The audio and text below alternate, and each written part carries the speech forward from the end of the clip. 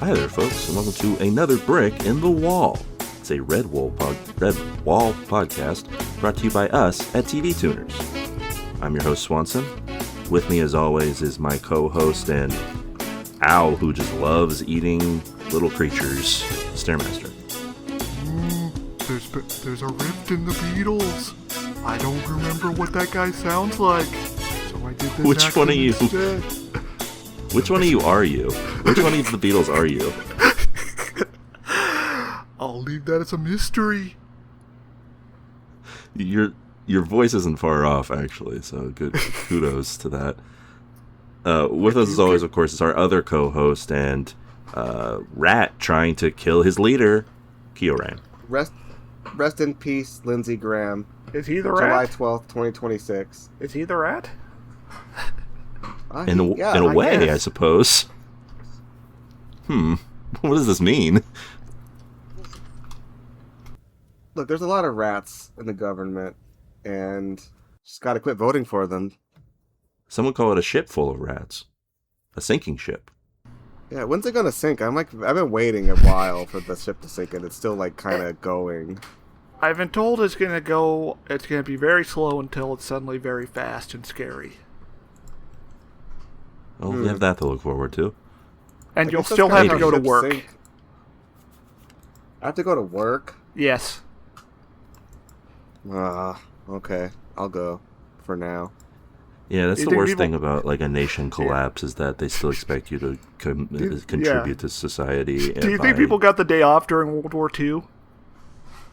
No, they had to I mean- pick up rocks and pass them in a big line or something. Yes. Right? They all had to go to the war factory and make war. Oh yeah, they built that giant gun. Yeah, that's right. The giant gun that had one bullet in it. And then Hitler shot himself with it. Yeah, Chekhov's gun. That's right. When are they going to make a movie about him? They made Oppenheimer. They should make a play. Ooh, what A would happen in musical. it? There should be a gun in the foreground, and people prance around and sing, and then at the end of the movie, somebody picks up the gun and shoots somebody else. Chekhov the musical, but it's the first two acts suck. There needs to Everyone's be just waiting for the third. we need some theater with squibs. Yeah, There's not enough of that. listen. John Wick the musical. What's happening on that? Let's do it. Well, John Wick doesn't use squibs. It's like CGI blood, isn't it? Yeah, but I mean, you musical can will use have squibs on squibs. Broadway. Oh, that's not ironic. I just You're want not gonna be able to see CGI blood on Broadway. I want to see John Wick sing about how he's sad that his dog is dead for 3 minutes. Yeah, he'll be one of the big pieces of the show. Would there I mean, be isn't singing as he's going through a hallway and shooting people, or no? Yes, Of course, It's called yes. choreography. I mean, yeah, the two big numbers are the one about his dog dying, and then I'm thinking I'm back, which is the show-stopping and climactic piece. Well, what about? Oh, I was hoping that they would adapt the end of the movie and they'd have people wearing car costumes running around on stage. Oh, okay, sounds yeah, good. no, maybe that is a maybe better John Wick's idea. actor would be writing on the back of one of them. What do you guys think of a song called "I'm a very impressive guy and I'm going to kill John Wick" for a villain song? You think that's Well, a that would good have to be Great. for John. That would have to be for John Wick 2, the musical. Well, what if the guy sings that song and then dies right Well, then after? that would be John Wick 3, the musical, and it would be Mark Oh, yeah. Dacascos. Well, so I guess Broadway doesn't really get a lot of sequels, so I guess you would have Yeah, to sort of combine them all together. Oh, maybe if That's what Donald I'm Trump, thinking, maybe if Donald Trump got involved, we could get a sequel. He's very there you opinionated go. on Broadway, you know. If he directly intervened and said they had to make a trilogy musical, And for some reason, Kevin Spacey's directing it because Oh, no. he's run out of other sex offenders to add to his list of friends. oh, I'd still watch it. I don't think Donald Alleged. Trump is friends.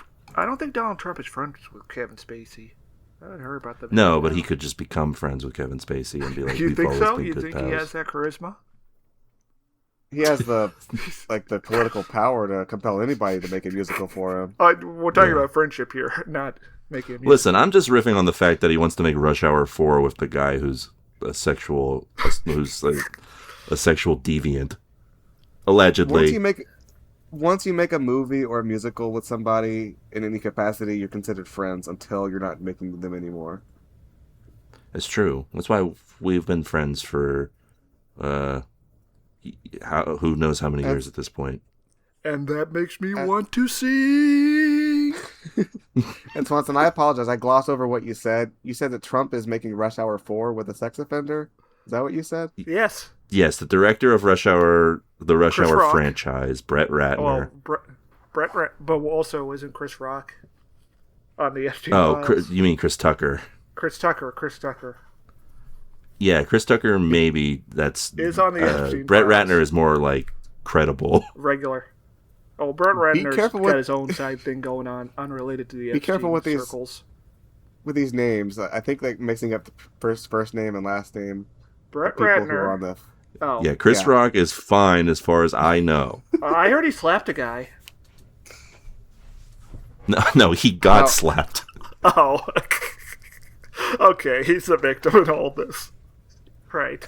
Yeah, like you're just going after this poor man who was just he was just Who doing was a just friendly publicly roast. assaulted. He was Yeah, just doing a friendly roast of his friend's wife and her hair loss. Yeah, I guess that wasn't a very friendly roast. I think everybody in the situation kind of sucked, but you can't go and smack somebody. That ain't right. To explain the situation as it is, You mean Will Smith Trump being slapping Chris wants Rock? Rush Hour 4 to be made with the Yes. original director who is quote unquote canceled from Hollywood on account of him being, With the cancelable. having the teenage boys at his pool parties. Yeah. Also, that it's the same guy who directed Melania. Wait, he Oh did? no. Didn't Brett Yes. Ratner also... Wait, so Brett Ratner also directed X-Men, didn't he? That I think that's right. Yeah, what a crazy... It's crazy stuff, man. I'm gonna say Rush Hour's not that good. I would say, like, it's Robo- definitely not worth a 4. Yeah. It shouldn't be at Lethal Weapon territory.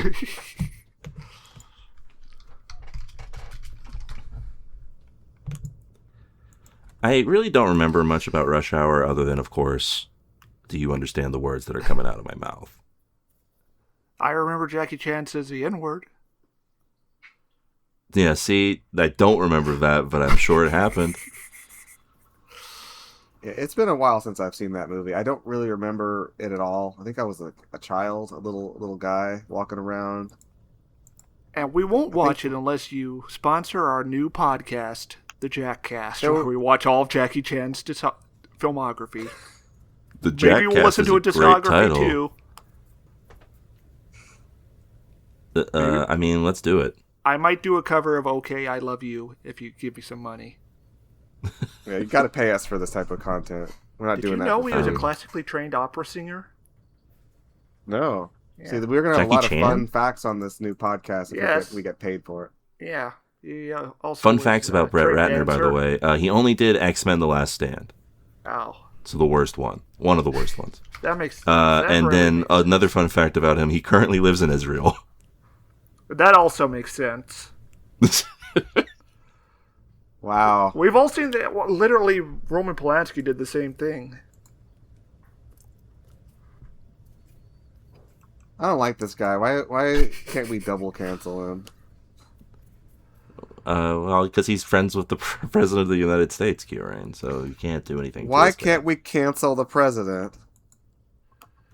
If only that was a. You know, I think you'll get in trouble for saying shit like that.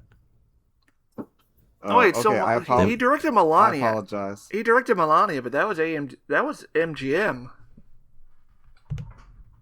So is he really canceled? No. No, I Oh, mean, also no, that's why apparently I said Brett- quote unquote.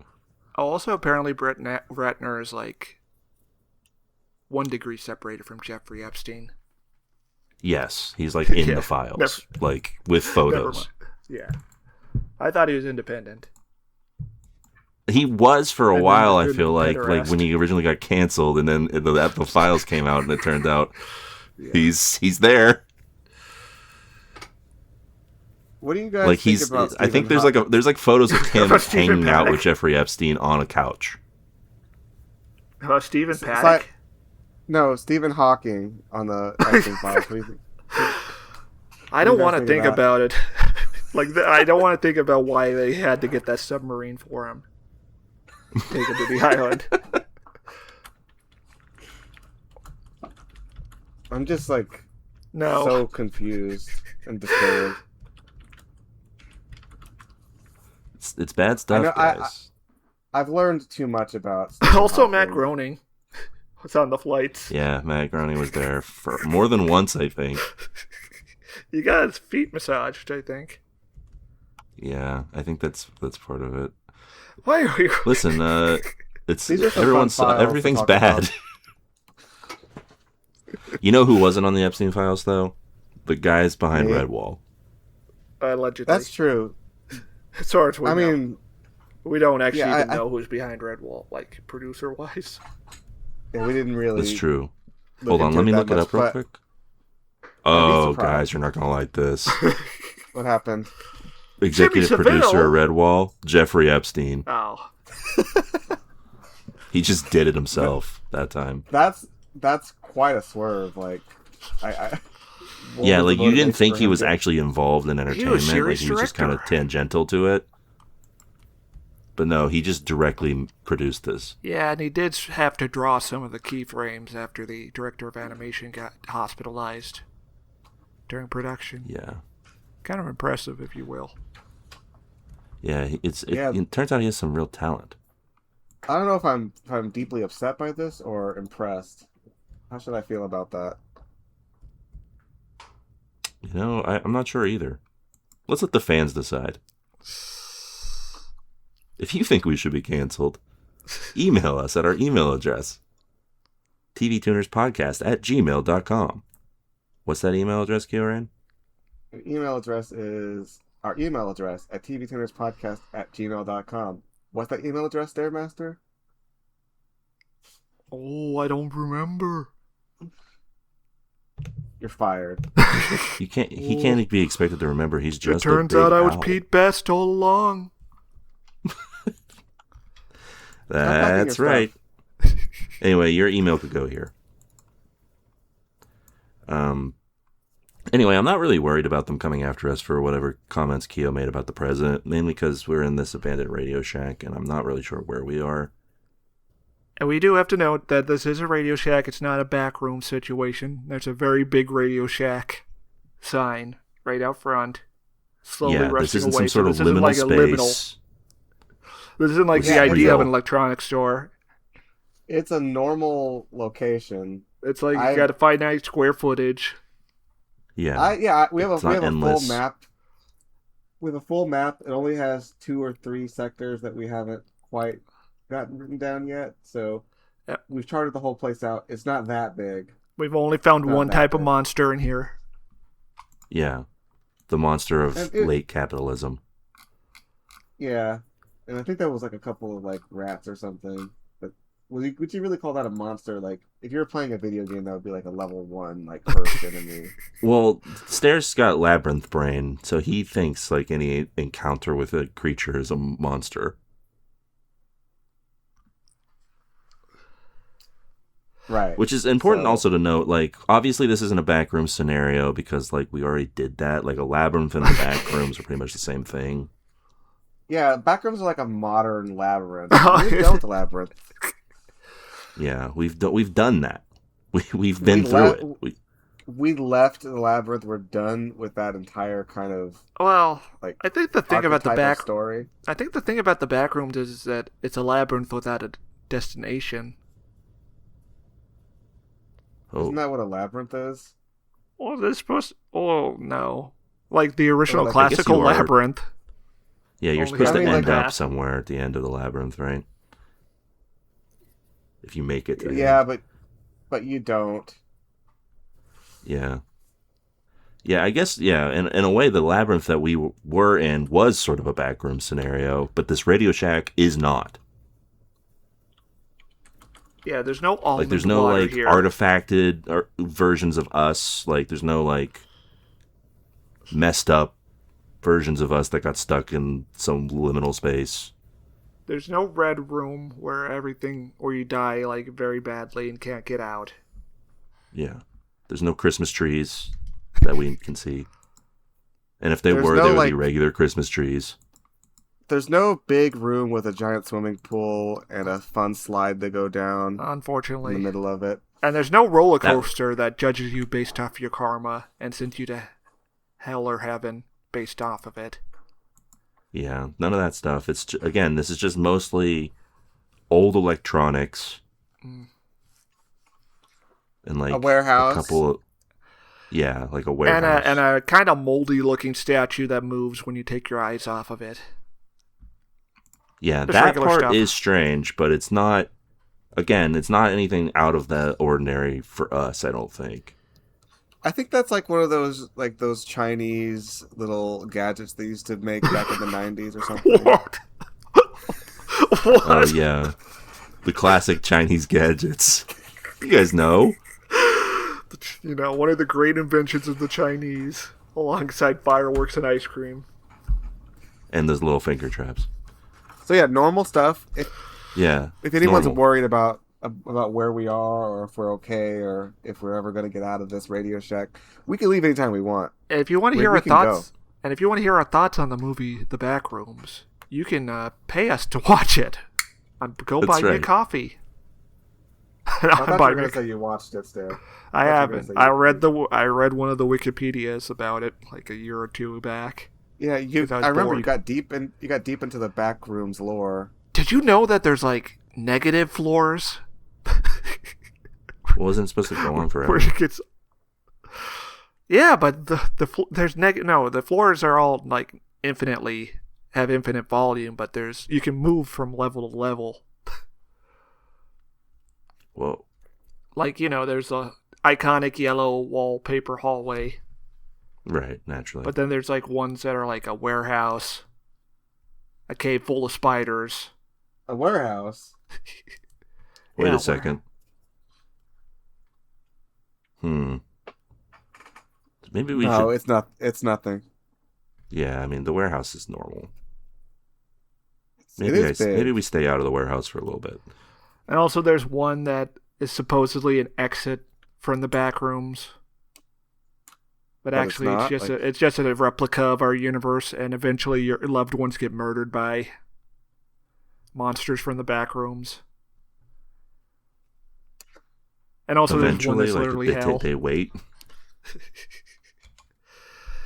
Yeah. So who's updating this Backrooms wiki? Who's 12-year-olds, I guess. Yeah. Okay. I mean, children are way more creative than adults. We should let children produce all our media, let's be honest. I mean, the guy who directed the Backrooms is only 20. Yeah, he is but a child. Not really, but close. He's basically a baby compared to us. Yeah, little we're tiny old baby. and brittle. Yeah. The world has passed us by. True. I mean, we're over here talking about animated rats. Nobody wants to hear about that in 2026. Didn't someone pay us to do this? Outright. Okay, one person wants to hear about that in 2026. That's Maybe more than zero. 2 or That's 3. actually a lot. That's a lot of people compared to zero. Think about how much more that is than zero. That's 100% more than zero. Exactly. Right. When you put it in that perspective, it does sound great. We've had a 100% increase in people interested in shows about animated rats. Any math people in the audience, please chime in on the email and let us know that our math is correct. Yes, that's right. But yeah, just wanted to clarify that. I thought that it would be good to clear the air about what we could leave at any time. In fact, we've had visitors before. Yeah, there's people have come to check on us. There's a very friendly policeman who comes by, and does wellness checks on us. So we're good. Yeah. Yeah, the police guy always comes by when we're sleeping. So Sarah's the only one who gets to talk to him. What's his name? Officer Big Bump. Big Bub? Big Bump. Big. How do you say? How do you spell bump. That? He's got a thing. He's got like a big bump on his head from when someone hit him with a baseball bat. But that was before, like that was after he got his name. Like he was named Big Bump. That's his name, his God-given name. Yeah. Wow. Crazy. What does he say about how we're doing? Does he say we're doing good, or is he worried about us? He's been asking me if Swanson's been raising his voice at me. So he's like doing like a domestic check. He told me about the whole signs of black mold. I think there is some black mold in the walls. Oh. Yeah, probably. I think we need to leave. Well, where are we supposed to go? There's nowhere. We're just supposed to take all this great recording equipment. If only we had a map. Well, we have a map of this location, but we don't have a map of outside this location. You know, we did go to pick up groceries, but we ended up back here. Yeah. And we do we do cook using some utensils that we have in the back. There's it's not like a full kitchen, but there's enough. We did build a microwave out of abandoned electronics. Yeah, it's mostly been microwave food. Yeah. And yeah, when we left, we were in the outside city, outside this place. We were in a different location from here, so that's it. And there's people visiting us. We're fine, okay? So if you're worried, shut up. Just shut up. People with real names, like Officer Big Bump. The mailman came by. He brought me my mail. I owe back taxes. Wait, hold on. Can't we just check the envelope to see what the address is? To locate ourselves?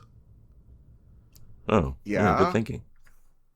Here's the envelope. I tried to read it, but I think I'm getting a little sleepy. I don't feel like it. I'm trying to read this, but it's swirling. My eyes are...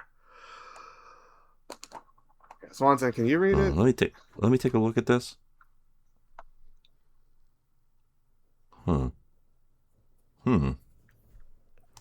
What does it say? It says property of Officer Big Bump. Oh, what? Are we talking about something? Oh, hey, are we recording a podcast? Yeah, I think we watched 2 episodes of Redwall. Huh? Oh, that again. Oh, okay, yeah. Do you guys remember what happens on these episodes? No. Oh, this first episode, he had to go find Basil's ex-gay lover, the owl. That did seem like the situation, but... I mean, literally, he does ask how he knows the owl, and he kind of just stutters. I saved his life. Is that what he said about the owl? Or perhaps he saved mine. No, it's what he didn't say. Swanson was the giving subtext, a quote. Yeah, they just kind of avoided explaining how he knows the owl. Yeah. It's just like a mystery that nobody wants to harp on. Basil doesn't really want to talk about it that much. Sometimes, you meet with somebody and you guys spark, and then it's it gets 900 a little AD, so you don't really have the words for what happened. Yeah. Because all the Roman and Greek stuff is like in one guy's cellar at the moment. Owls eat rodents in this world, and he just knows the owl, and it's like, whatever. Nobody wants to press him on that. They had an enemies to lovers arc. Yeah, obviously. And then a messy breakup. Maybe it's a real Char Amuro situation here. Maybe he is the traitor. I don't trust this guy. So anyways, he meets the communist in the grasslands, and they're scared of the owl. The episode that we're talking about right now is titled Captain Snow, who is the name of the owl. Would you say and the shrews yes, are he does communists? They keep talking about the council, and they're very bureaucratic and procedural. And they have Russian accents and call Matthias comrade after they let him into the group. I guess so. Yeah, true. Very timely for 1999. Yeah, peak communist years. The shrews are a group of interesting individuals who spend... What do they do in this? I guess they do help in the end. They do save the They day. somehow help in the end. I'm not really sure how. I find the entire scene with them and Matthias hilarious because I'll get to that. Let's scroll back a little bit. So it's another day at Redwall, which means it's another Clooney scheme to get inside Redwall, which is just, what if we knocked it down with some... with a log? On with wheels, a big log. Which is what you would do with a gate. Yeah, so I mean, like, pretty good scheme as far as schemes go for him. Meanwhile, Matthias is like, I should find the sword, and I need to find the sword and find the big snake guy and kill him if I have to. has the sword, so he has to go to Captain Snow for help. Yeah, this is when he gets the owl sigil that Basil gives him and is like, my friend, who I saved his life. Yes, that's right. Basil's like all ready to go with him too, but he has an injured leg. Very convenient, So, yeah. Basil. Yeah, he's got an old war injury that's acting up. Yeah, I'm onto this guy. He's not trustworthy. But when Matthias gets to this place, the situation goes in like 5 different directions super quick, I feel like. So Yeah. Matthias gets there, and these shrews are like, you're on our land. Yeah, we don't like people being on Oh, our I thought they land. were We just don't other like-" mice. It's kind of problematic that they're also shrews, and they're ethnically coded. Yeah. I mean, the show has some problems with making every other creature that Matthias encounters some sort of ethnicity. It's Yeah, real I don't George remember- Lucas time. I thought they were like some kind of like English type voice, not Russian. Has it been so long that my brain is Yes! not working? Yes! It's vaguely They Eastern were definitely European, I'd say. Russian. If not outright Russian, I would say it's like Eastern European. But like Matthias does not do anything to win their assistance except tell them what he wants to happen. And they're like, "Whoa, this guy's crazy. Or perhaps he's so smart that he appears crazy from a distance. Let's help him." The entire scene is Matthias stands there and is like, "Here's what I'm going to do." And they're like, "Wow, that's dumb. Let's get him off of our land." And then one guy's like, let's hear him out. And he says some more about what he's going to do. And they're like, all right, we'll help you. So is this where he goes, he sneaks into the barn and meets the cat?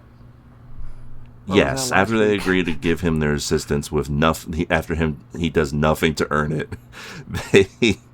They're like, all right, we'll take you to the barn that we think the owl lives in. And he gets in there, drops into this cat's mouth. So wait, hold on. Who built this barn?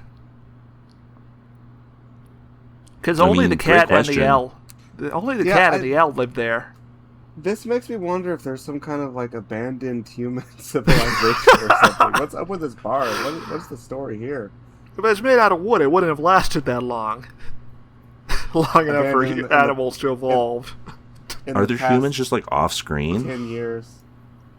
It's like Toy Story that when the people are gone, the animals come out and start talking. Yeah, like is this what happens in the forest when we're not there? But the Abbey is like scaled. Is like normal sized. scaled relative. Yeah, the abbey is them. like comparable to the barn. So like, imagine you're just walking through a forest and you see an abbey and it's full of rats and full of mice and like. It's full of rat and mice men. And they all look like they're on the cover of Holy Diver and the Holy Medieval Weapons. And they have swords and they're ready to fight. And a big rabbit comes out and kicks you. And he's British. I would fight for my life. You defend yourself against this I would have no choice. I can't let you get close. I mean, so the other thing is like the snake is comparable in size to like a regular snake, so that he's bigger than all of these other creatures. So does that mean a human would be big too? Yes. So it'd be like little it'd be mice with like little swords like poking you. Swanson, the trees are normal size. So that must mean that the mice are people size. So why is the snake so big? Because he's a demon. His name is Asmodeus. Okay, fair. He's a really, really big snake. The barn was really big, though, compared to Matthias. Yeah, you're right. So are there giants? Maybe an elephant built that farm. An elephant? Maybe there were elephant people and they got ethnically cleansed. Whoa. I think the sense of scale here might have some problems. I don't know. And also, there's just regular bees. Well, we haven't seen any bug people yet, so I don't think insects. What do you guys think of a vegetarian cat? Yeah, he lands in the mouth of a vegetarian cat. Great luck. He gets spit out, and this cat says, "What are you doing dropping into a chap's mouth?" Oh, yeah, the cat is like homosexual British coded. Yes, he's like, you're coming in my mouth without even a proper dinner.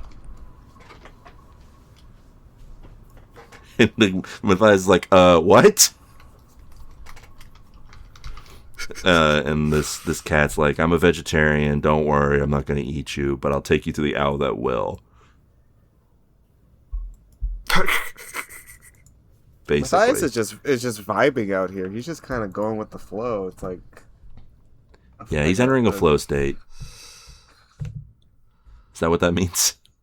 Yeah, he's a brave little mouse, guys. He that's why he's the chosen one. If that were me and I fell into the cat's mouth, I'd just be done by then. I'd just be like, kill me. I would probably say a bunch of cuss words. I'd be like, oh shit.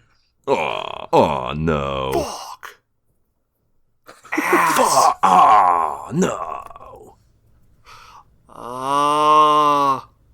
I'd look at the screen and I'd go, mother. So we get a running commentary with these shrews where they're like, yeah, he's dead for sure. And then he comes out of the barn and they're like, he's not dead. Hurrah. It's like it feels like that line was it felt like they ad-libbed it in because he realized it didn't have enough time to actually do the scene properly. Yeah, definitely. So he goes to encounter the owl.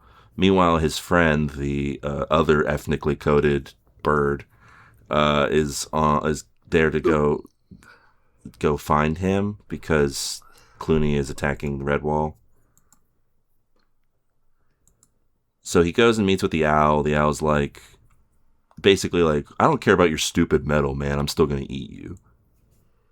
And Matthias is like, well, what if I made you a bet? And he's like, lucky for you, I'm an owl, so that means I love bets. That's why that's why you see them at the casinos all the time.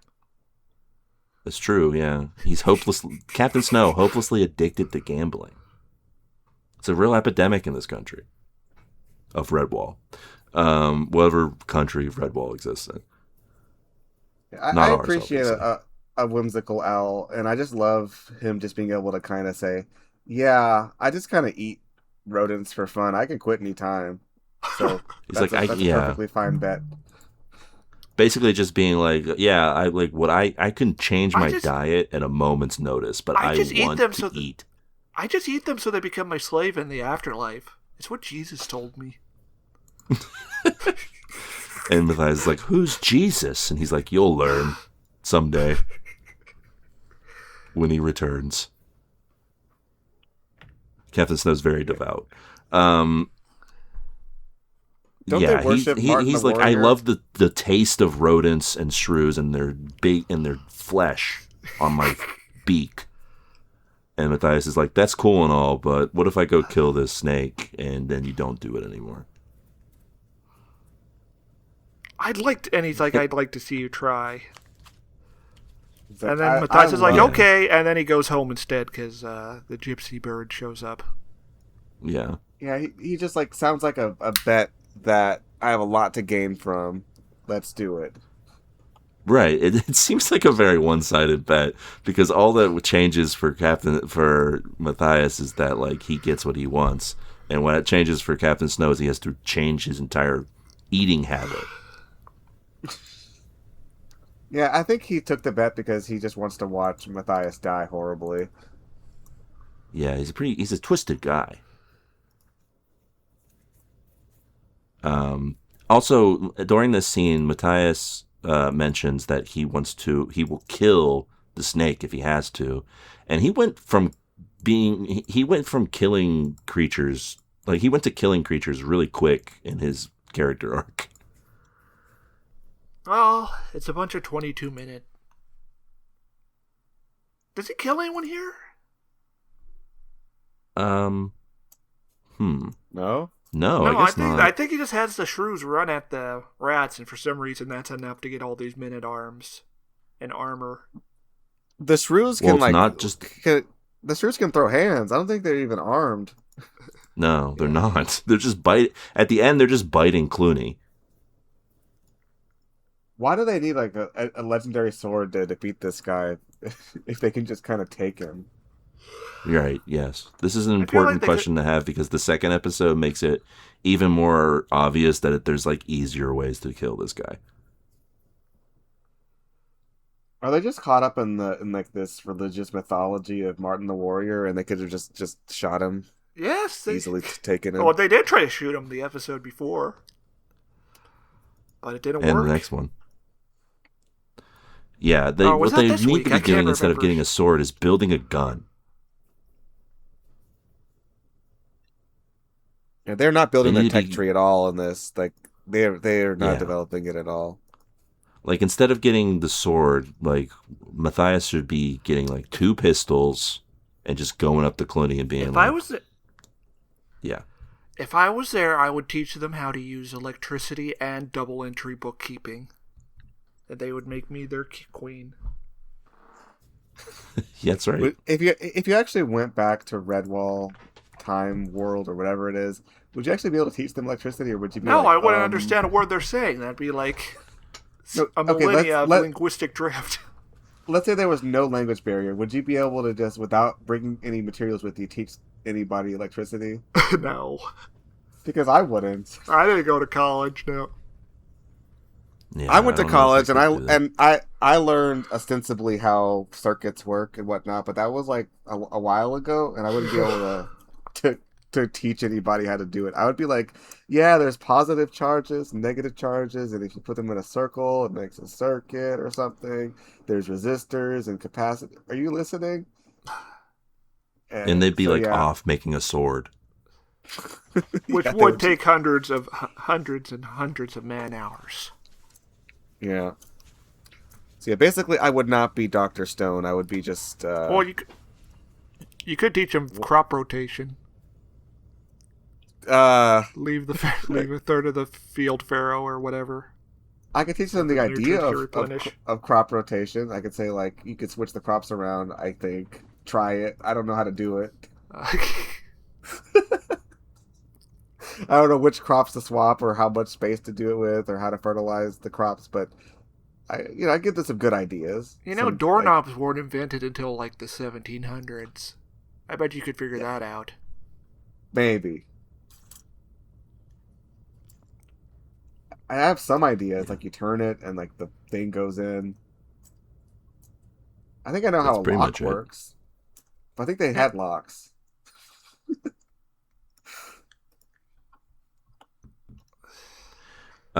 Another thing I think is important is it's not just the shrews that hold these people back. They have bees. Oh yeah, the bees. The bees. Were they bees or wasps? They were bees. They were honey. Bees. Yeah, they had put them in honey. So wasps notoriously hate honey. I swear they had wasps, not bees. But maybe I'm just like, it's been a week and I don't No, remember. it was like there were bees.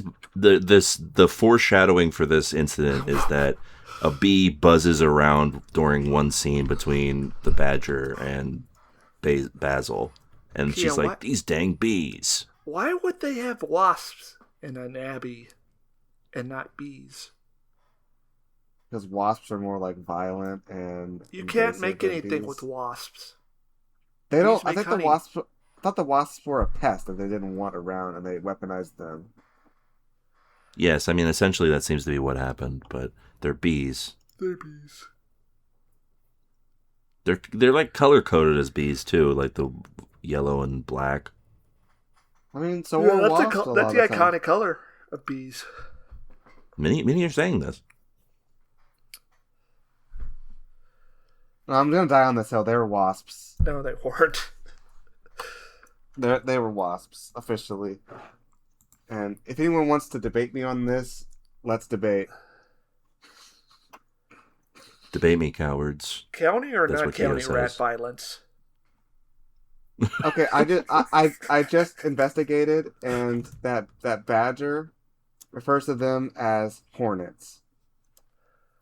But they got honey. Fuck, that's a whole other thing. What are you fucking talking about? That doesn't make any fucking sense. A hornet is different than a bee and a wasp.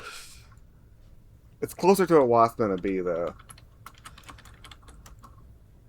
I suppose. Do hornets like honey? Wasps do not like honey. A hornet is a wasp. I think wasps do like honey. That's a thing?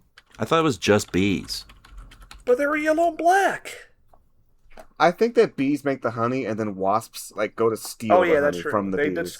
One wasp will show up and kill everything in the hive, so it can have. So honey. Bees are Redwall, and wasps/hornets are like Clooney the Scourge. No. Bees are Redwall, and wasps are like if Baki's dad showed up and started kicking everyone's ass. It would just be over. It's just because he's just one guy, and not like a whole group. Yes. Although sometimes the bees can overpower the wasp by swarming it and killing it with heat. Yeah, but more often than not, the wasp wins and takes out the entire hive. Yeah, it's pretty metal. Wow, nature's brutal, guys. But we're living in it. They send Clooney and his men running away, and that's pretty much the episode.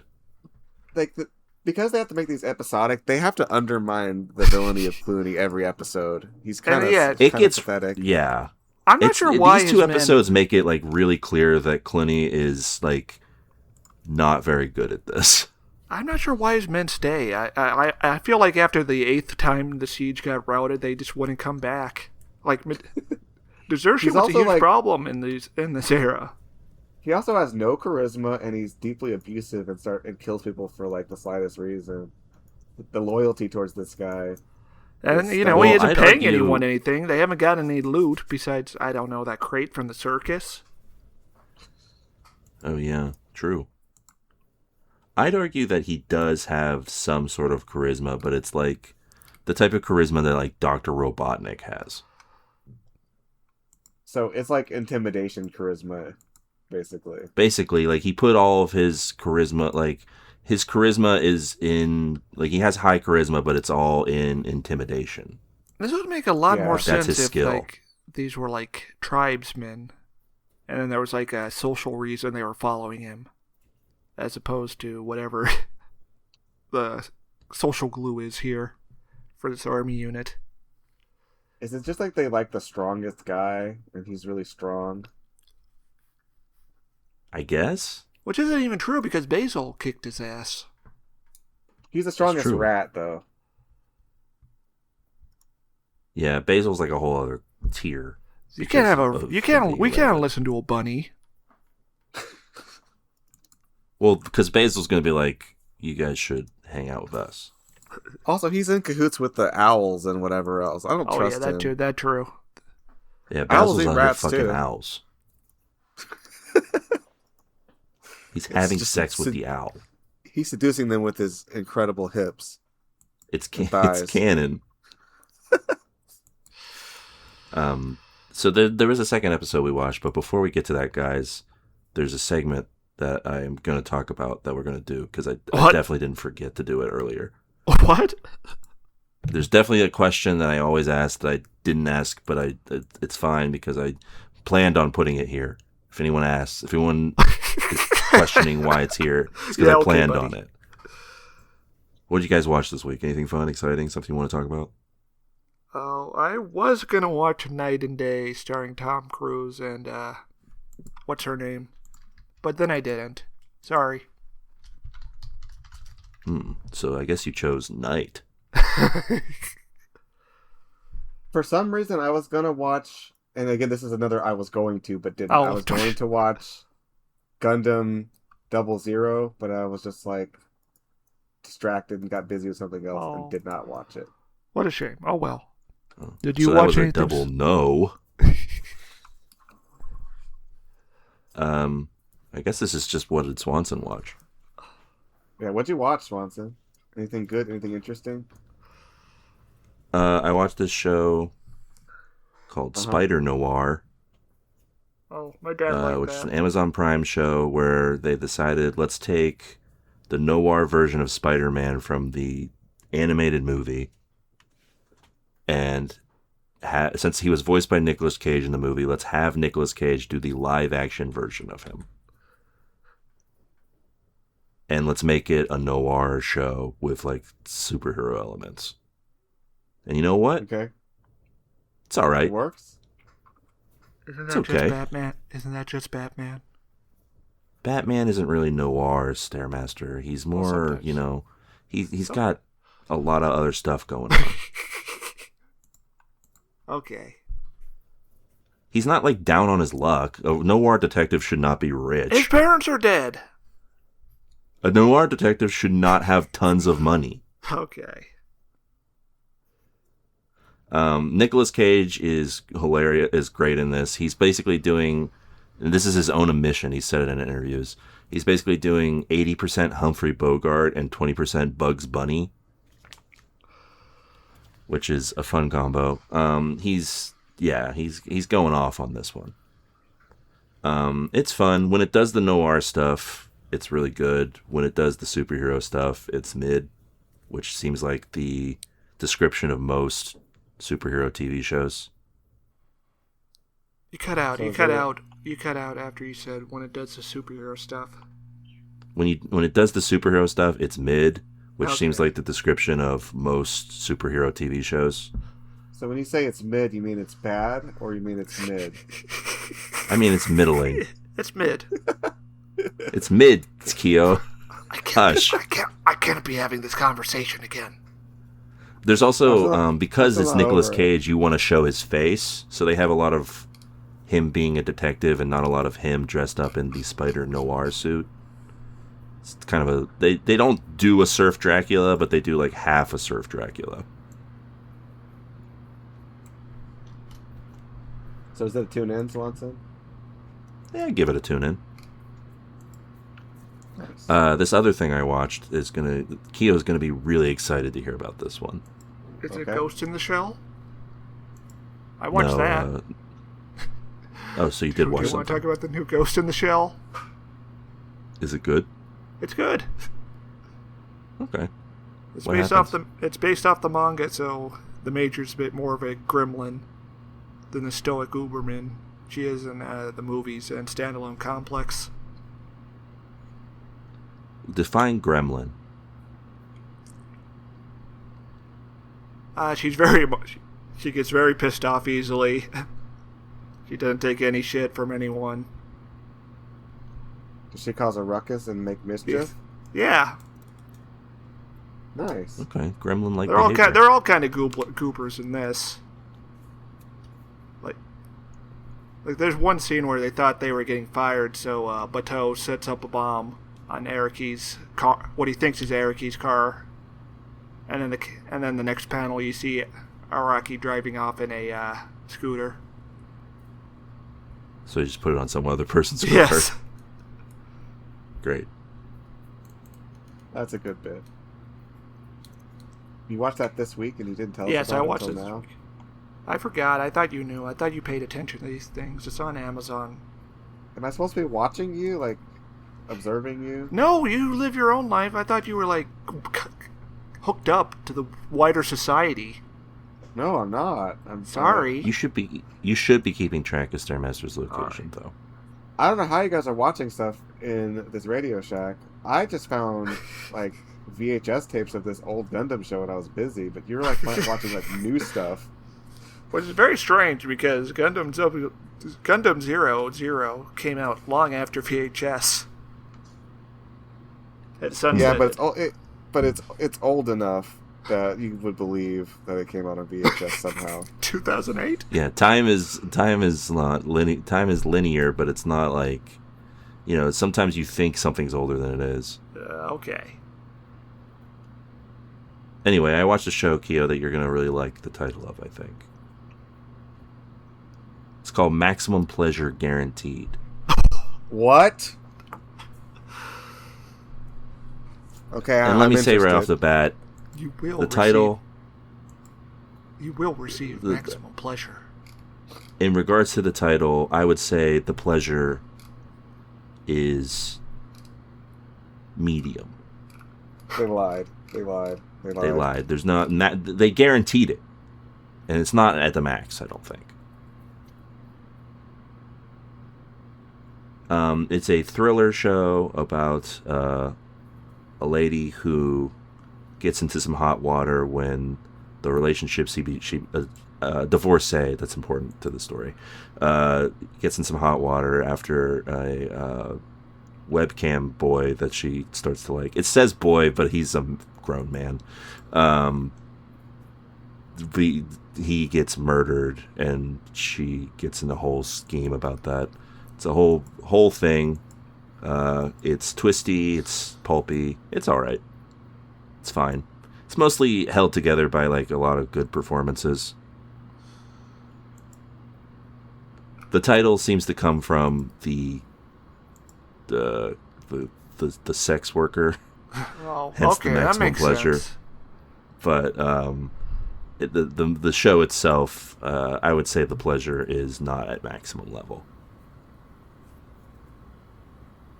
It is fun to watch, though. I'll give it that. It does a really good job directing-wise of like ratcheting up the tension.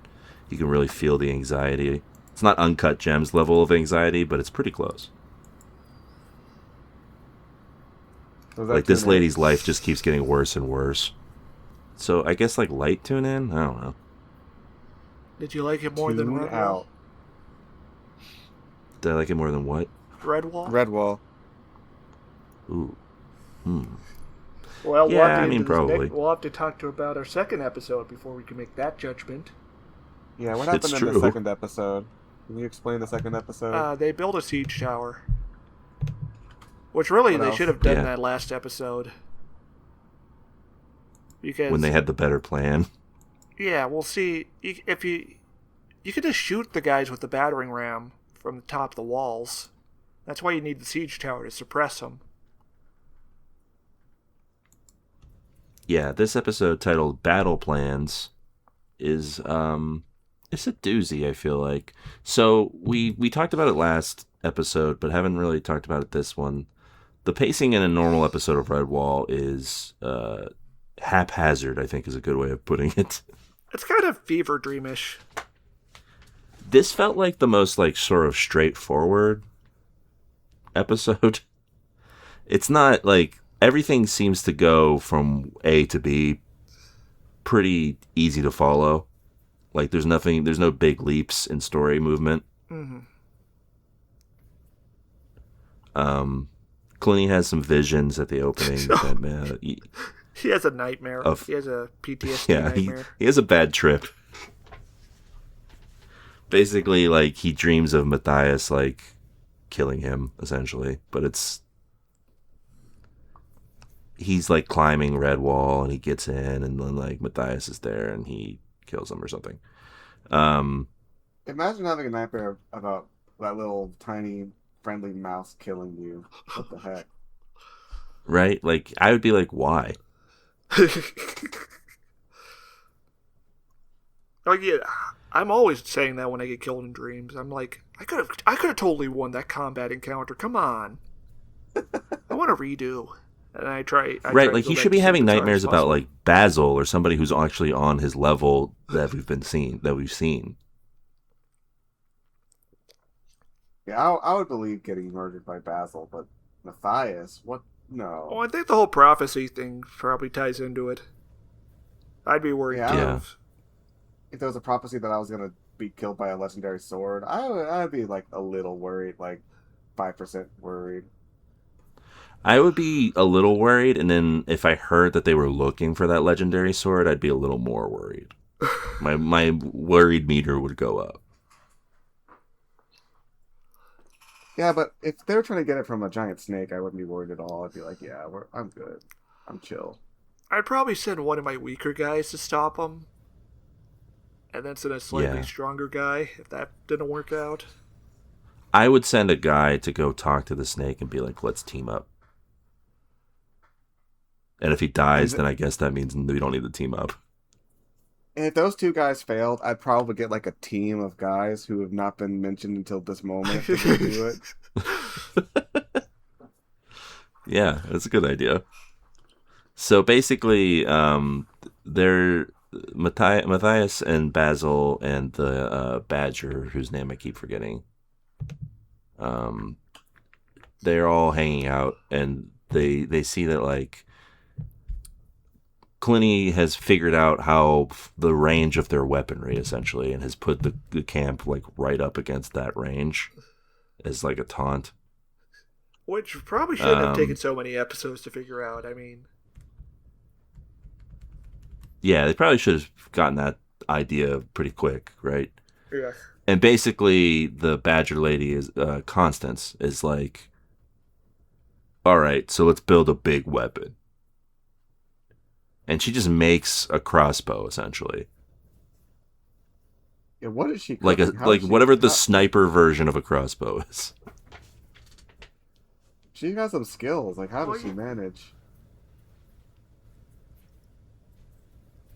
Yeah, she essentially builds like the Redwall version of like a tank. Oh, they had big ass crossbows in the high medieval period.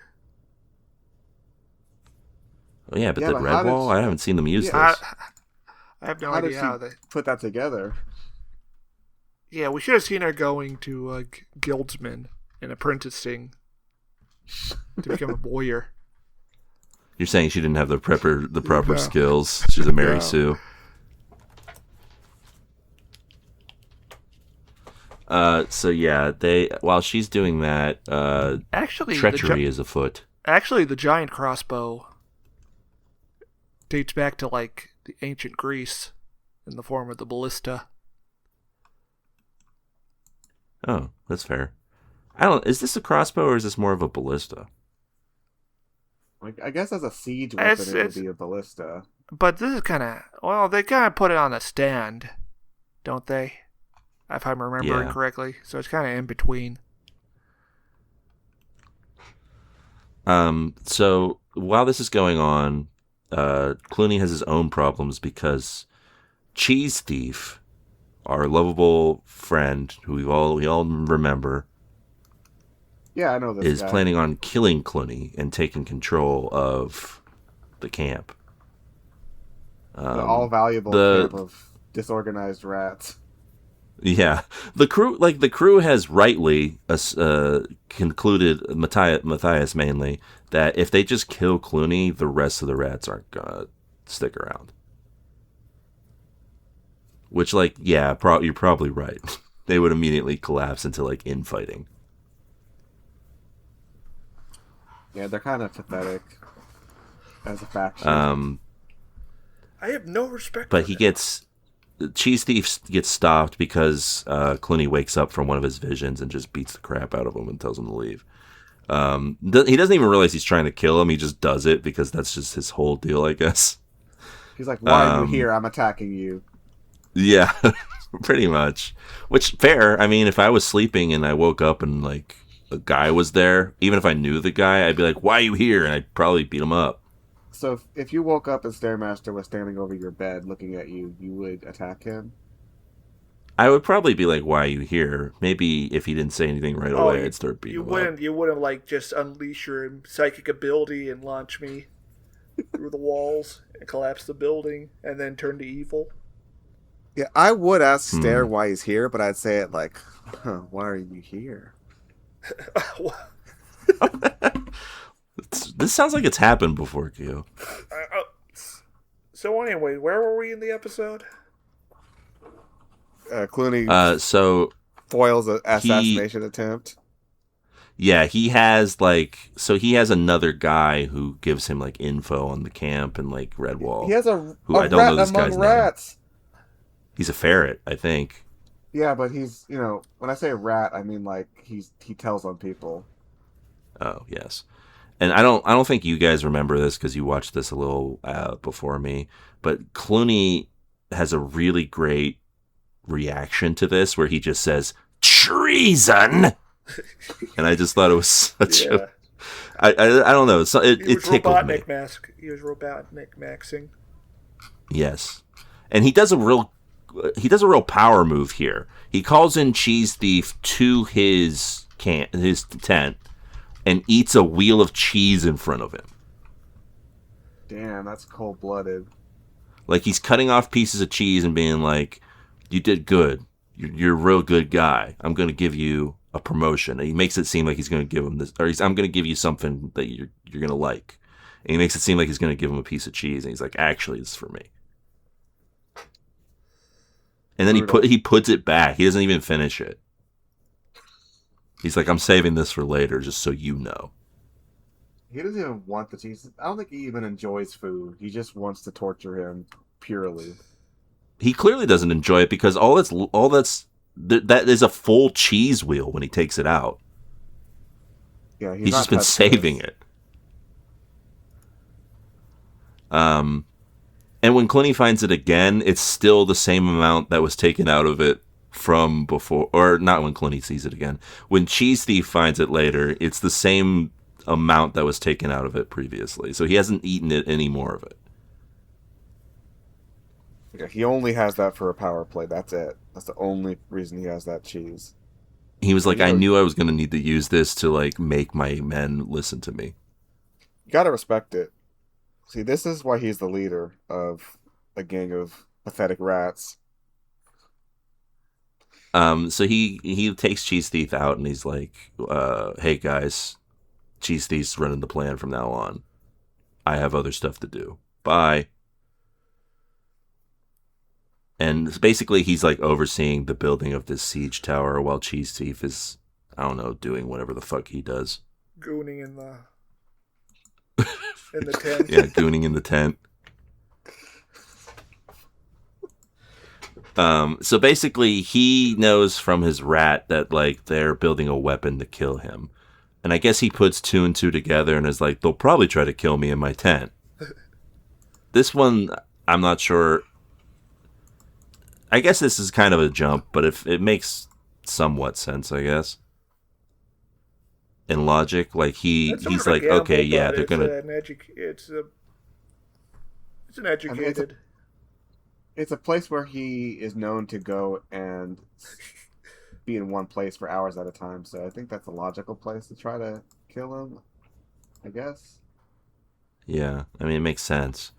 So he's basically like, Cheese Thief, my battle plans are in my tent. Just go hang out there.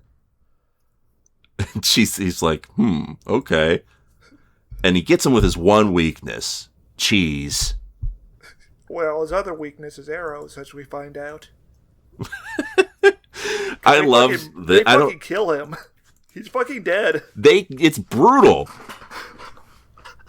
They just straight up murder this man. He is impaled with an arrow. They're not playing with anymore. They are going for the kill. And when we see the painting of it later on the tapestry, there's a full river of blood. Oh my god, I didn't miss that. They show blood in the tapestry? Yes, this guy is just bleeding out at the with an arrow in them. Kids got to learn someday. Yeah, poor cheese thief. That's how they get him. They stick an arrow in him, and then, okay, I don't know if you guys saw this. It zooms in. They've never done this on the show. It zooms in on Constance's face. Yeah. And she just says, "Got him." Yeah. Yeah. That's cold. That's cold. Ladies and gentlemen, we go. Like, and they celebrate like they got Osama. Like they don't even see a body. By the way, they're just celebrating already. Well, who else would be in the tent? It's Clooney's tent. Yeah. Why would and he was someone wearing else be in Clooney's hat. tent? Clooney's Yeah. iconic. No one else hat could ever just enter a tent. and wear his hat. Right. That's fair. Yeah. And so they tell the abbot that, and he's like, "Okay, we don't need to have any security anymore. Let's party." Yeah. And Basil cannot put up a counter argument. He can't even get a compromise or anything. This is an absolute failure of leadership on his part. This abbot sucks so much shit like all the time. This guy is like the definition of like centrist politics. This guy is just like, he literally says we need to return to normality. Doesn't the air smell so much better without a mask? He's out here saying COVID is over, Clooney has died. Let's have a feast. We're going to Applebee's and we're ordering all of the app sampler.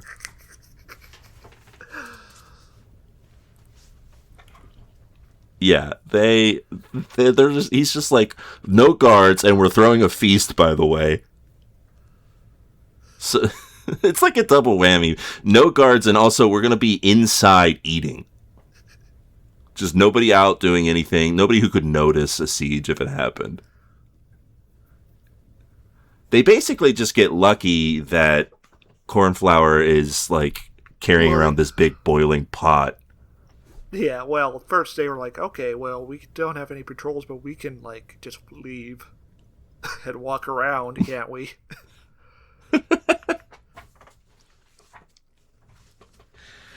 So they built this big siege tower. They're also worried. They have to spread it out. They're worried that if they all leave at once, the abbot will notice, and question mark. Yeah, basically.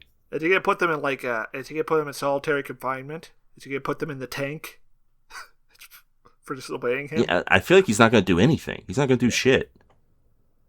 They could defy his authority, and he would be like, okay. I mean, Constance is probably the one who lays down the law. Yeah, definitely. Considering she murdered a man. Yeah, and she's a badger.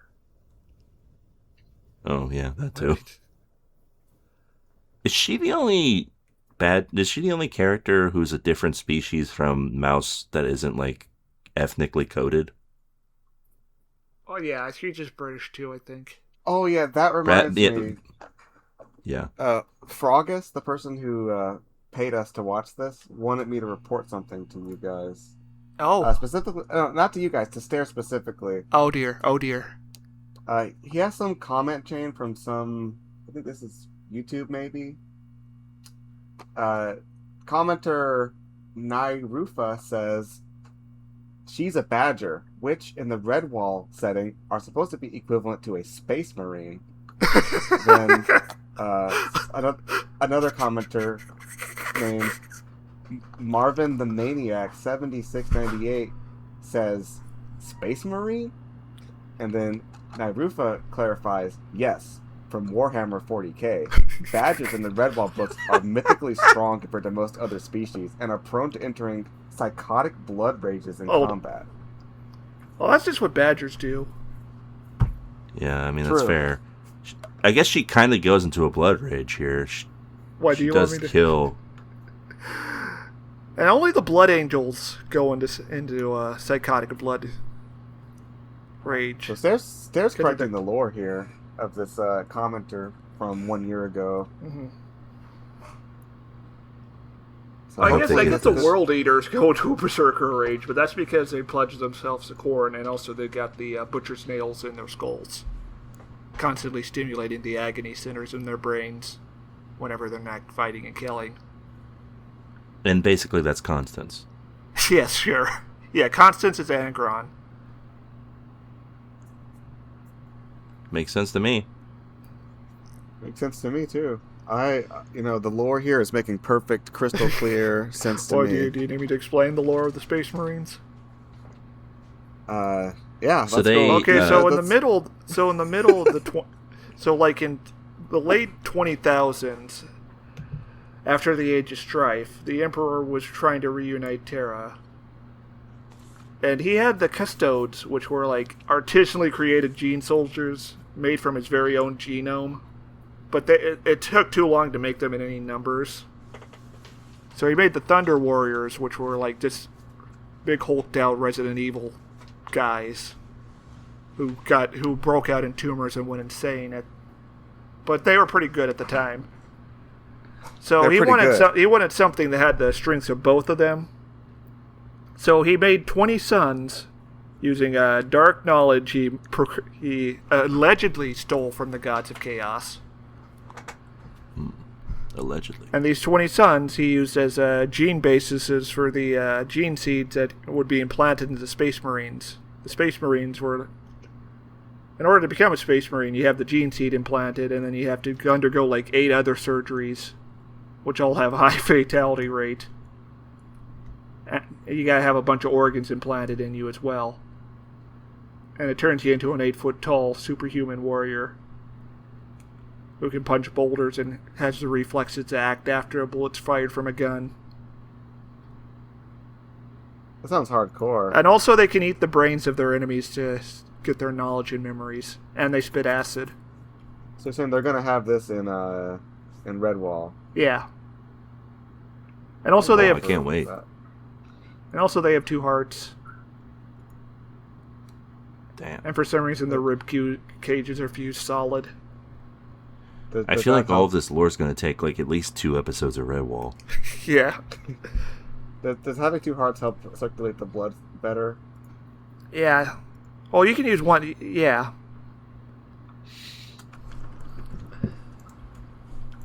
Makes sense. And you can have one running and one not. Like, Space Marines could sleep with half their brain off, half their brain awake. And they could just go into cold stasis for like 1,000 years. If they're like fatally I could wounded do that and if I abandoned. wanted. Yeah. They sound pretty scary. I don't think I want to be a Space Marine anymore. Probably not. You did before, though. Well, yeah. I mean... Well, Kyo just saw the armor. And saw the armor and the fact that they're in space. And they got axes and swords. Yeah. Yeah, but... being like a genetic monster, I don't know about that. It's fair. So they have this feast. They have this feast, and meanwhile, the siege tower is like making its way to Redwall. And when they have this feast, the abbot is like, there are good men on both sides. Let us bless both of them. It's like, man, these dudes were trying to kill you. He's a peaceful guy. They want you dead. They're about to kill you again. They're trying. Look, the abbot is just misunderstood, and they personally tried to assassinate him, if I recall, with the circus scheme. Yes. They want you dead. They want everyone you know dead. Why are you guys so down on him? He's like, he's a great guy. Okay, he's one like, great thing we he's must done. turn the other cheek. Don't argue me. Okay.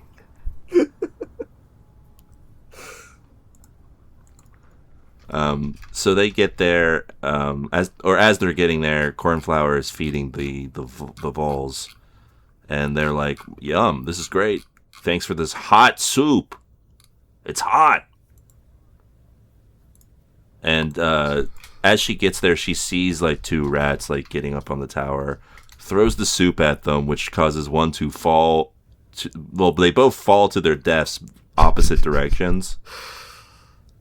And then she throws the pot onto the siege tower and it catches fire? I'm not sure of the logic in this one. It's very hot soup, causes a fire, Swanson. What else you got? Right. How I mean, hot you know was what? it? What was in the soup? Yeah, Fire. was she serving molten lava? Why was she carrying it with her anyways?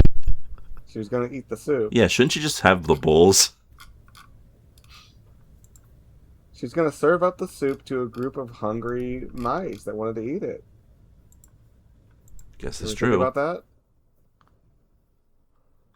Yeah. Yeah. I mean, listen. They thought about everything in this show. Clooney looks... This is the worst Clooney's ever looked. Here in this defeat. This is the worst defeat he's ever suffered, I think.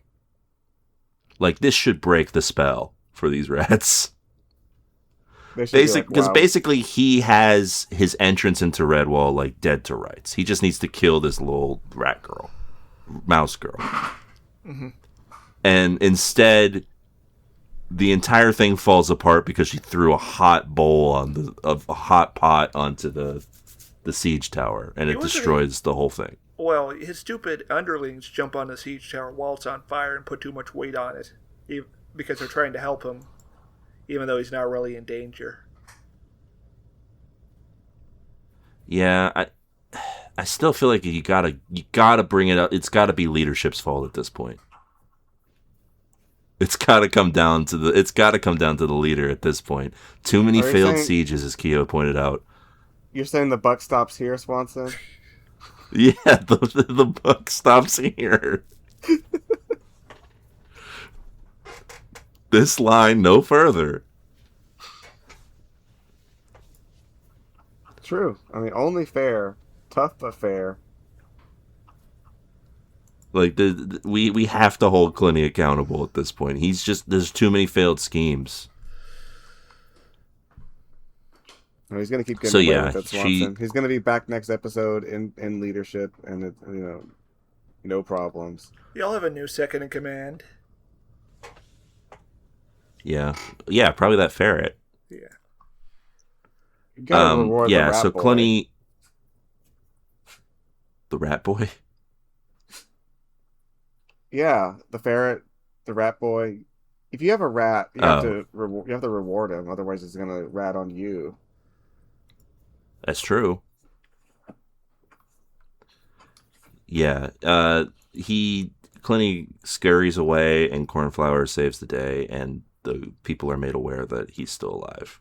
So nothing changes in this episode. I think this is actually the episode with like the least amount of actual plot progression. Other than our dear friend Cheese Thief dying horribly. Yeah. We go from nothing an episode happens. With like insane developments where Matthias goes out in the world and talks to an owl and he's going to get a legendary sword. Then we're just back to this Looney Tunes stuff. Like, the only thing keeping this episode from like being just like the most superfluous thing is that a guy gets brutally murdered that we kind of know. Yeah. But that's those 2 episodes of Redwall, guys. What do we think this week? What are our thoughts?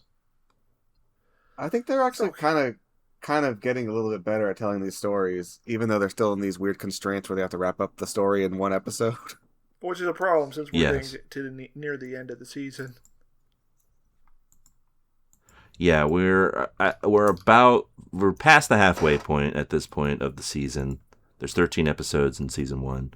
And so, like, at this point, we really need to get into the nitty-gritty here. But then again, in this era, there wasn't really... You could just wrap up your big storyline in, like, 2 episodes. That was the, like, expectation. So there's kind of just hedging their bets here, I think. The second episode this week kind of felt like a little bit of like spinning the plates. Mm-hmm. Kind of stalling a little like bit. They got a half an episode's idea out of it, and then we're just like, maybe they're saving their budget for Asmodeus. Like, the animation's gonna go crazy I mean, it makes sense. He isn't in either of these episodes. Mm-hmm. We're gonna get like a richly animated fight scene, like with choreographing and like. Yeah, it's gonna be like Jujutsu Kaisen. Yeah. I could see it. What would Mathias' powers be? I think it was just bite, but it would be like very animated. Snake, so it'd be venom. You think he'd spit the venom, or do you think he'd just bite with the venom? He'd spit venom, and then his domain expansion would be you're in venom. You're poisoned and dead. All right, that's good. All right.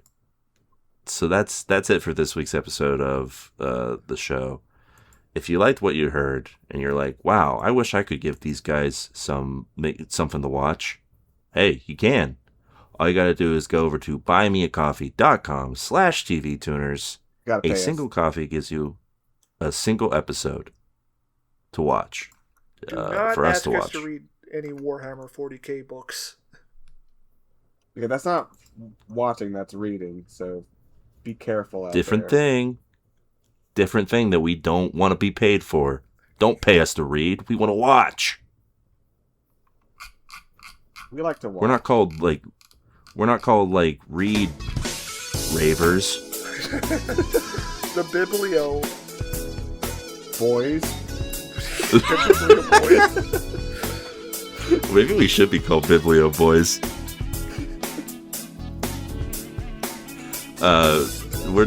Don't make us read, is what I'm saying. Watch only. And that'll about do it for this week's episode of the show. Until next week, keep watching. Bye. It's over. I found them. Hey folks, time for the TV Tuners Fact of the Week. Did you know that Stairmaster wandered into the warehouse and was actually gone for 36 days, even though we only had a 2-week break? That's right.